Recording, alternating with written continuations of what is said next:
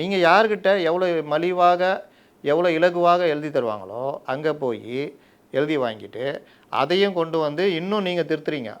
கடல் அரிப்புனா அதை மண் அரிப்புன்னு ஒருத்தர் எழுதி கொடுக்குறாருன்னா, அதை மீன் அரிப்புன்னு மாற்றி இன்னொருத்தர் எழுதி கொடுக்குறாருன்னா, அதையே நீங்கள் கிராஸ் செக் பண்ணாமல் தான் பேசுகிறீங்க.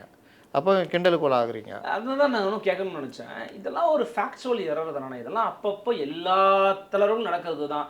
ஸ்டாலின் தப்பாக பேசலையா, எடப்பாடி தப்பாக பேசலையா, அண்ணன் சீமான் தப்பாக பேசலையா, சீமானும் எடப்பாடியும் தப்பாக பேசுனது ஏதாவது ஒன்று ஏதாவது பேசும்போது சின்ன எரர் சொல்கிறேன்.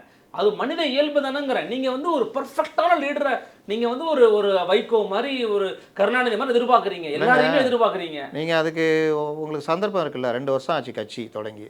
நீங்கள் அந்த 2 வருஷத்துக்குரிய அனுபவத்தோடு நீங்கள் இருக்கிறீங்கன்னா நான் சொல்லவே மாட்டேன்.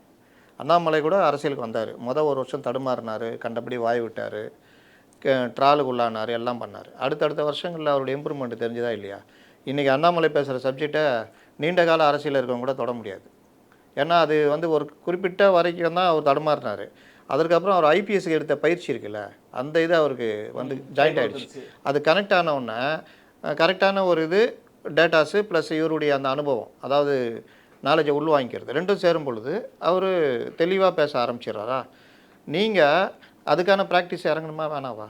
சரி, நீங்கள் இறங்கல, உங்களுக்கு பிரச்சனை இருக்குது. நீங்கள் இதெல்லாம் சொன்னீங்க, போன வாட்டி இந்த வாட்டி பரவாயில்லன்னு சொல்கிறீங்க. அப்போ அது இப்போ எதில் பரவாயில்லன்னு சொன்னால் நான் சொல்லியே. இப்போ சொல்லல, கொஞ்சம் சீக்கிரமாக வந்திருக்காரு. சீக்கிரமாக வந்திருக்காருன்னு அது கூட கோர்ட்டு மிரட்டி. நான் ஆரம்பத்துலேருந்து ஒரு விஷயம் சொன்னேன் இல்லையா? இவர்கள் தான் திட்டமிட்டு ரோட் ஷோன்னு ஒன்று உருவாக்குறாங்க. கோயம்புத்தூர்லேயும் பண்ணாங்க, மதுரையில் இங்கேருந்து பேட்டியே கொடுத்துட்டு நான் போகிறேன் யாரும் வராதிங்கன்ட்டு அங்கே பிரச்சார வாகனத்தை எடுத்துகிட்டு ஷூட்டிங் யாரும் கிளம்போனா அந்த வேலையை பண்ணீங்க. போலீஸ் தடுத்தது. திருச்சியிலையும் அந்த வேலையை பண்ணீங்க. ஒரு 10,000 பேரை அப்படியே வச்சுக்கிட்டு ஊர்வலம் மாதிரி வந்தீங்க. அதனால் அந்த திருச்சி மக்கள் அனுபவித்த கஷ்டம் ப்ளஸ் எல்லாம் நீங்கள் சொல்கிறீங்க. சனிக்கிழமை நான் ஏன் வரேன்னா யாருக்கும் தொல்லை சொல்கிறாரு. ஆனால் சனிக்கிழமை இவர் பண்ணது, அந்த சனிக்கிழமை கிட்டத்தட்ட திருச்சியே அப்படியே முடங்கி போச்சு. ஃப்ளைட்டு மிஸ் பண்ணவன், ஃப்ளைட்லேருந்து வந்தவன், அப்பாவுடைய சாவுக்கு வந்தவன், இந்த மாதிரி ஒரு பெரிய முடக்கமே அன்றைக்கி நடந்தது. அது காரணம் நீங்கள் தான்.